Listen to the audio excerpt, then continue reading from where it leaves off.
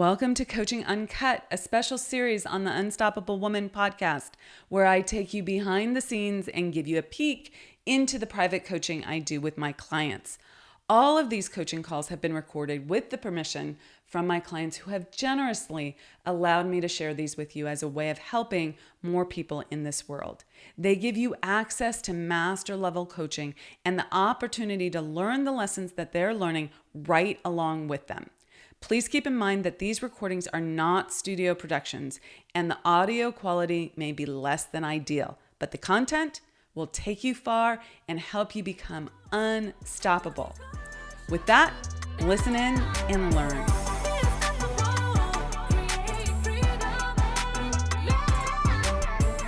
Hello.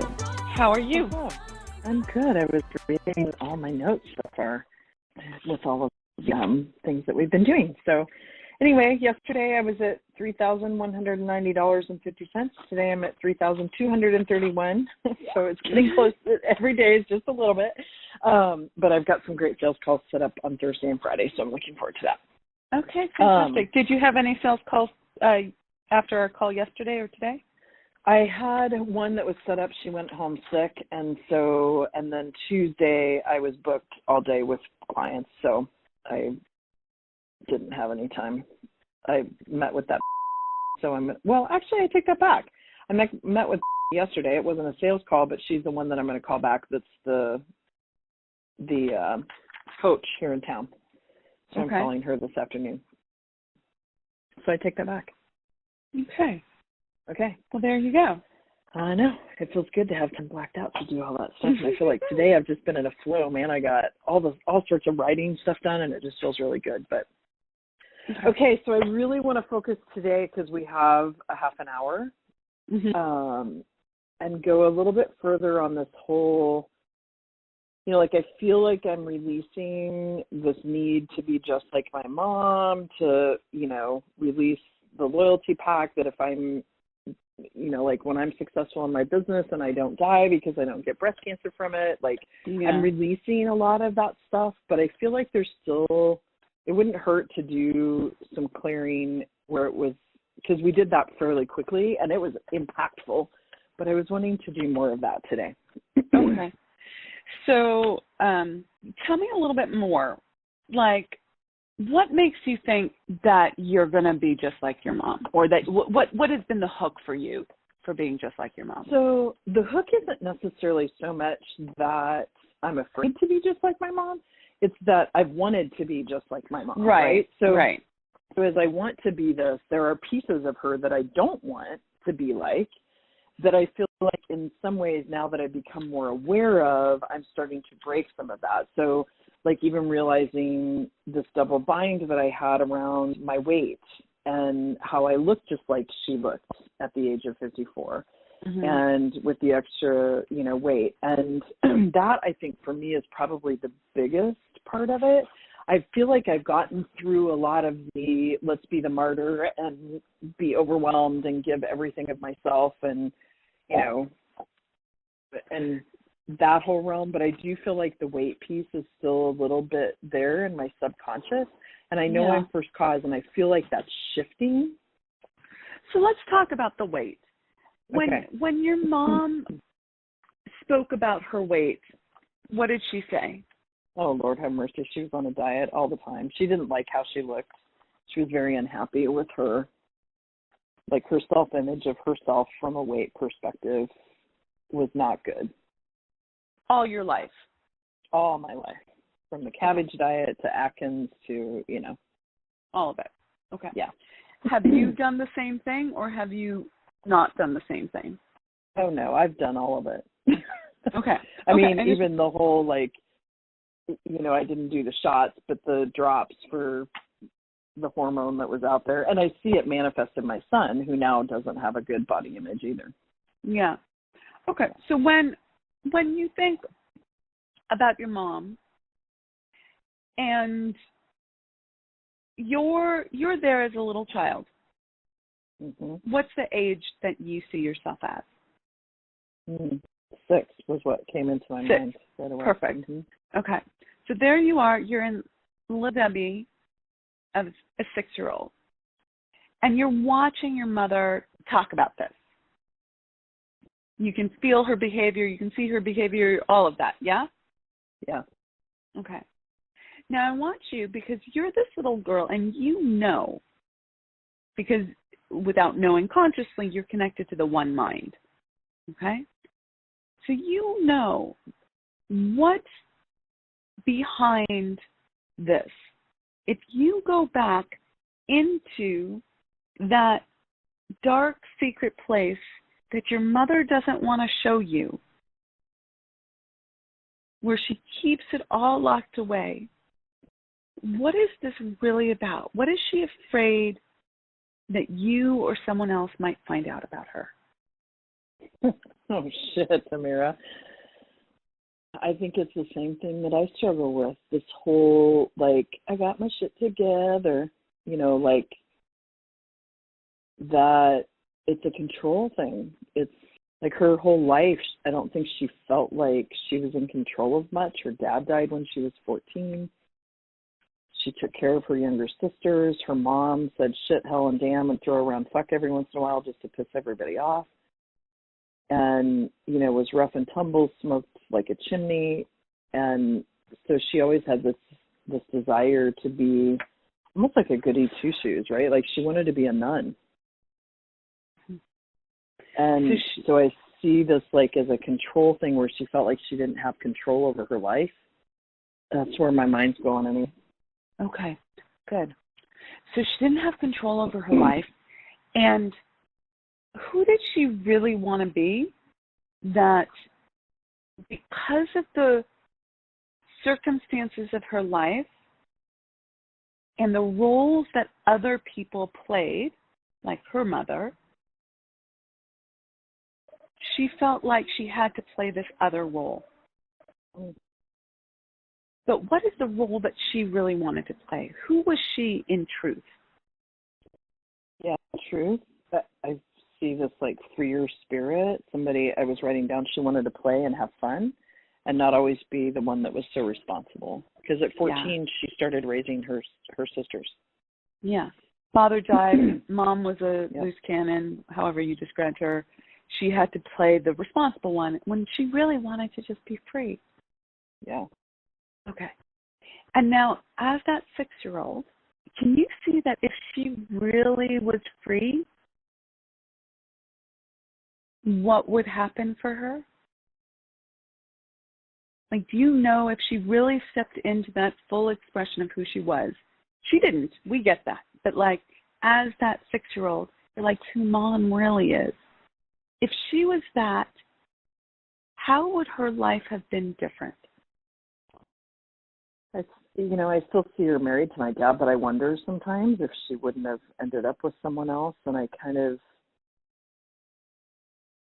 see her as being more creative and spontaneous. And as Katrina comes to my mind, right? Like just more free flowing. And have more fun, like even as a kid, like it was always do all your chores before you play. Play was not, I mean, we had fun. Okay. We did fun things. And my mom used to say on vacations, we're going to have fun, damn it. Yeah. So let's go back. If she was actually freer and was having more fun, what would have happened for her weight-wise? You're answering from your 6-year-old. My 6-year-old just says that it wouldn't have been a problem. And like then the logic says to me she probably would have been thinner because she wouldn't have been so bound up with all of the chains of feeling so responsible and then wanting to have control, right? And feeling like there was control, either from a negative way or a positive way of what she was eating. Yeah. Okay. Which really is a mirror for me. Correct. So then you have to, so good acknowledgement there. So then you have to recognize that you have a bit of a loyalty pact with her. I'm going to have this push-pull with freedom and fun, just like you, Mom. Not about the weight. No. It's about how you approach life and whether you're a full expression of who you are. When you're not, you're shoving it down, you're numbing out with the food. Mm-hmm. And you think that you have to control life, right? Like that's where you started, was like, she needs to control everything. That's the role she's playing. But if she stepped into the truth of who she was, who's more expressive, who's freer, who's having more fun, who's more fluid, she would need to be able to trust that everything would get done, right? Mm-hmm. I mean, we were talking about this yesterday in the Paris call, right? There's a certain place for structure, for the masculine element, and a certain place for the feminine element. So it's not like you don't have any structure. But when you're tilting too far in one direction, you're destroying the other. Yeah. You're destroying the ability for the other element to do its work in this world, its beauty in this world, its purpose in this world. So now let's bring this to you now, in the here and now. Think your little 6-year-old, okay? Mm-hmm. This goes back to your time, your experience of time, right? Mm-hmm. Yep. Responsibility. I can't fully be in flow and fluidity and movement. And yet you can. You need some structure. We just finished talking about that. You do, right? But how can you allow yourself to be that aspect of your mother that didn't get fully expressed but could have? How do you, I'm going to say, honor her or live out her legacy by actualizing that aspect that is in you as well as her daughter? So instead of wanting to be like her or loyalty pack with the things that were dysfunctional, right? What if you were like her unexpressed side? Yeah, who she really desired to be. Correct. The truth of who she is. Mm-hmm. How would that show up? The first thing that comes to my mind is just laughter. Even today in my podcast said, who's the person that says, oh, that's funny, and doesn't laugh? That's me. That's when I know, like, that I need to do some work, right? Like, and so, yeah, it's like just allowing that free flow of laughter and not get so caught up in some of the small shit. I'm so tired of trying to control everything. Yeah. So I actually think of you as someone who laughs easily.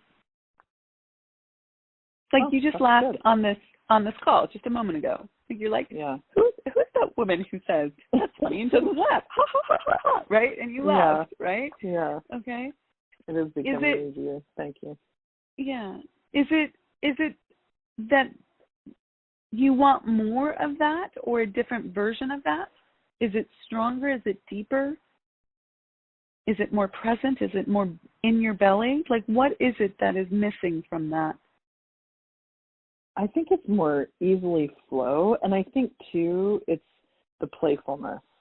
Mm. You know, like not always taking things so serious when people say things and realizing when they're like I realize when people are joking, but like when they're playing and almost too, like Amira, it kind of goes into like when a man is flirting and I want to flirt back, like how, which is going to be the next one I ask you to work on with me in our 30 minutes, but like how do I want to be able to have that playfulness and not feel this like awkwardness about it.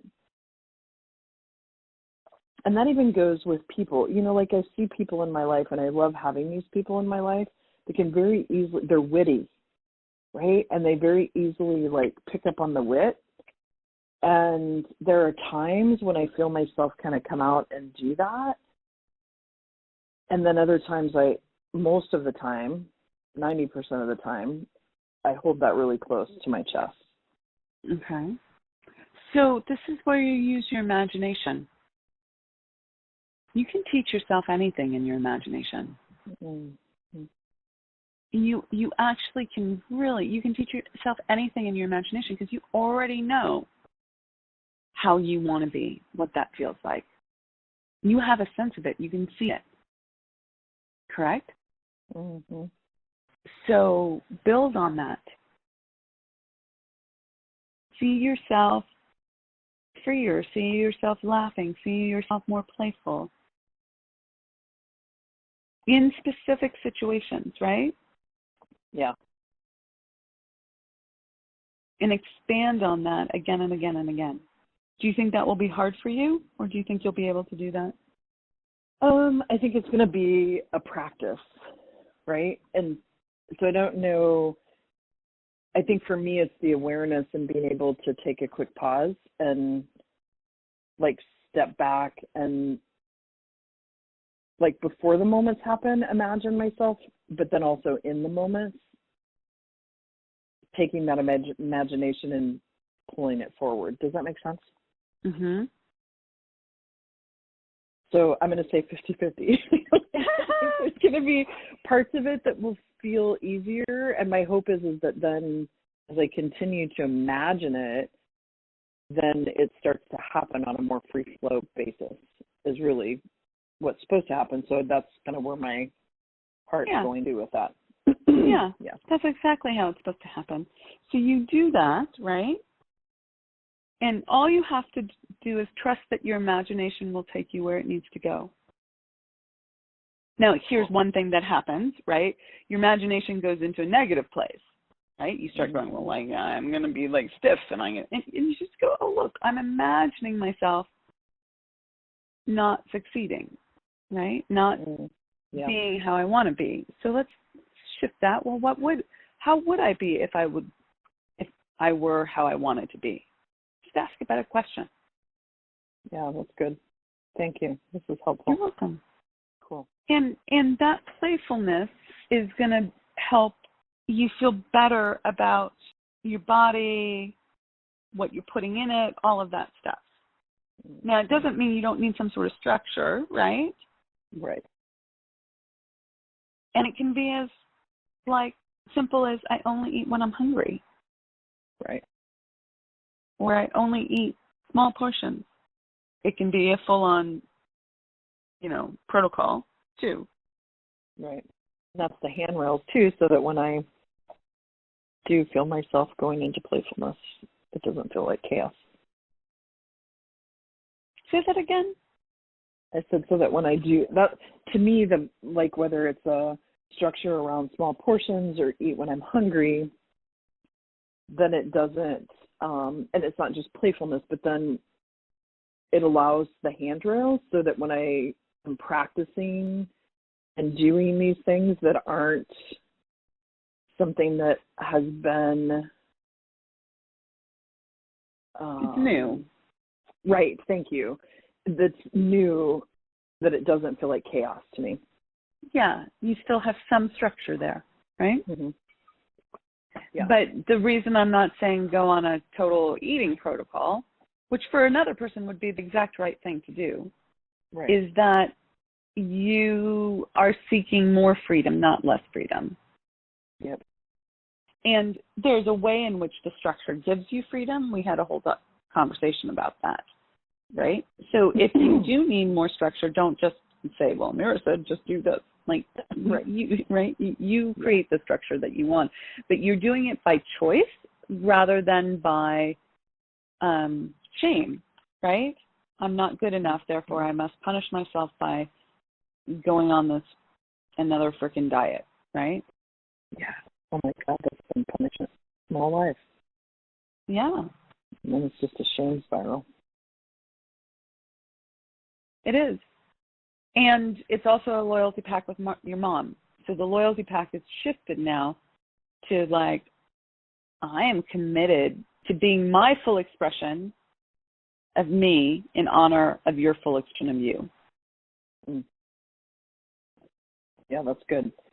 Because you don't want to be living her full expression, because that's not who you are. You're you. I don't know about mine. Yeah. Yeah. Which I feel like I have much more clarity on Good. than I've ever had. So, yeah. Oh, this is good stuff. Thank you. Yeah. And, flirting's easy if you're a full expression of yourself. And you're not in fear of losing something. Mm. If you put your foot in your mouth and the person you're flirting with is like, who the fuck are you? You're weird, and walks away. You're going to be like, oh, he doesn't get me. Oh, well, his loss, right? Like that's versus like, oh my God, what did I do, right? Oh my God, I just had a total switch, just like in sales, just like for clients, right? Yeah. It's like, yeah, you have to look at it and say, okay, could I have done something different? But like, that's not somebody I want to flirt with. And anyway, if they don't get me. Yep. The prize doesn't chase. Yeah, I love that. Yeah. I didn't make it up, but I friggin' love it. Yeah. The prize does not chase. Okay, perfect. Thank you, Amira. Okay. You're so welcome. Okay, have a good one. Take care. You too. Bye. Bye.